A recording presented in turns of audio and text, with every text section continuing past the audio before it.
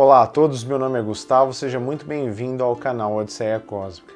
Hoje estou trazendo mais uma dica de leitura e o gibi da vez é Eric Stormbringer, mais um gibi da Pipoca e Nanquim e mais um acerto da editora, por se tratar de um personagem emblemático do subgênero espada e feitiçaria, que foi criado pelo escritor e desenhista Michael Moorcock na década de 60 e é revisitado e adaptado até hoje. Para quem não está familiarizado com o personagem, Eric é um último imperador de um império em declínio, que outrora governou todo o mundo, chamado de Meuniboné.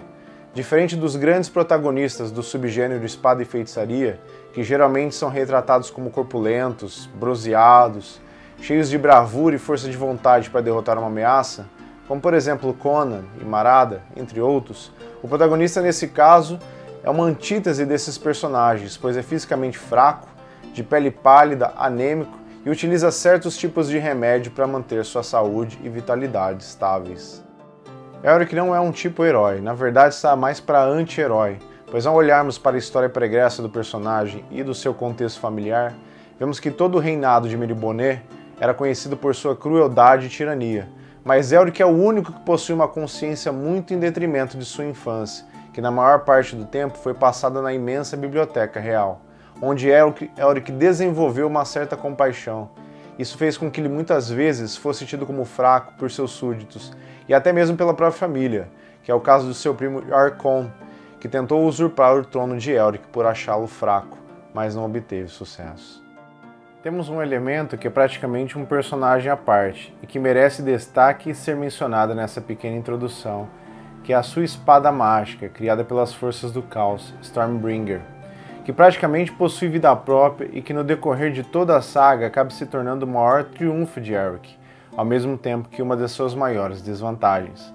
Pois quando utilizada por Eric, ela lhe concede um enorme poder, concedendo a saúde necessária para ele recuperar seu vigor, a ponto de não depender mais de seus remédios, provendo-lhe também algumas proezas de batalha, e transformando assim Eric em um inimigo temível.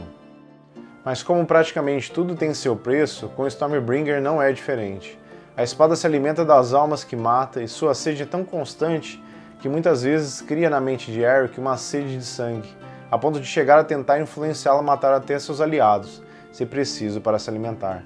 Nisso, Eric acaba detestando Stormbringer, mas conforme sua necessidade, acaba vivendo uma relação de necessidade e ódio com a espada. Dadas as devidas apresentações do personagem, podemos nos apegar à história, que tem como título a espada de Eric, Stormbringer, e pasme, a última história oficial da saga de Eric. Sim, o Pipoca e Nanquim começou pela última história. Essa obra de P. Craig Russell, da última história de Eric, foi lançada em 1977 em 7 bis.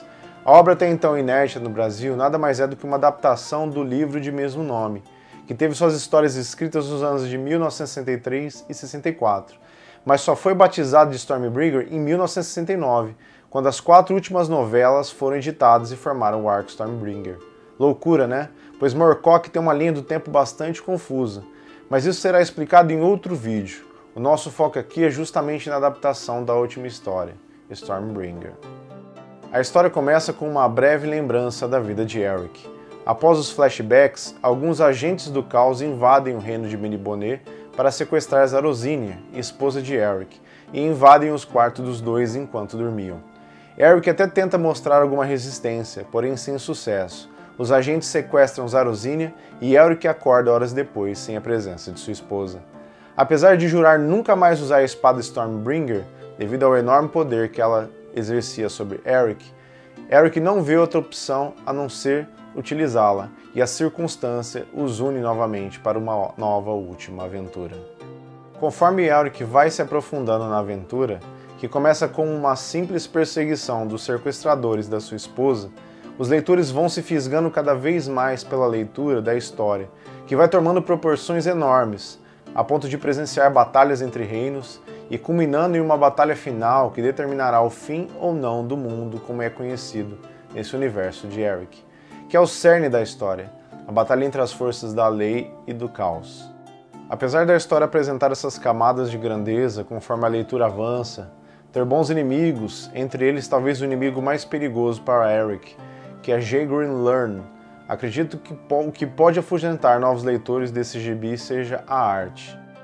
Como trata-se de um gibi dos anos 90, muita gente que está acostumado com os gibis de hoje em dia pode estranhar com essa arte e também com a escolha das cores incorporadas em alguns personagens e cenários, pois as cores de Lovern Kidinski são excêntricas e brilhantes em vários tons misturados, e as letras do Kellen Schumann são bem extravagantes em alguns títulos e subtítulos, o que deve ter feito o Gustavo Figueiredo, letrista do Pipoca e Nanquim, escolheu para trabalhar nessa edição, penar um pouco, mas o trabalho em si ficou ótimo.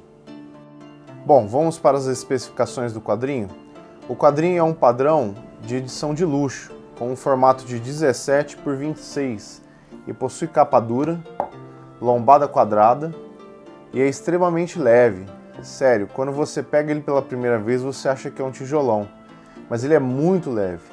Tudo isso porque o papel utilizado nessa edição é o Pollen Bold, que segundo o próprio Pipoca e Nanquim é o próprio utilizado no original. O quadrinho ainda possui um prefácio do próprio P. Craig Russell e ele possui, no final do gibi, as 7 capas originais de 1997.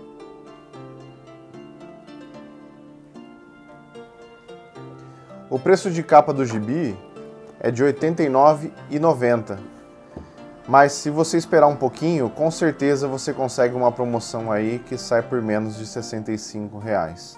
Eu vou mostrar um pouco da arte para vocês e mostrar como é um gibi bastante colorido. Olha aqui o letramento e como ele abusa bastante das cores.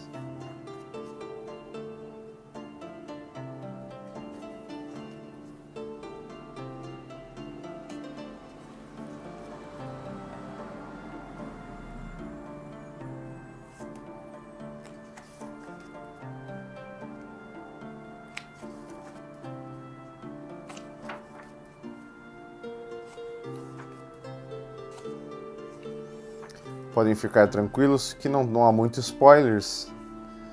Os spoilers estão mais nas últimas páginas. Bom, o gibi é uma verdadeira obra de arte, uma ópera em quadrinhos.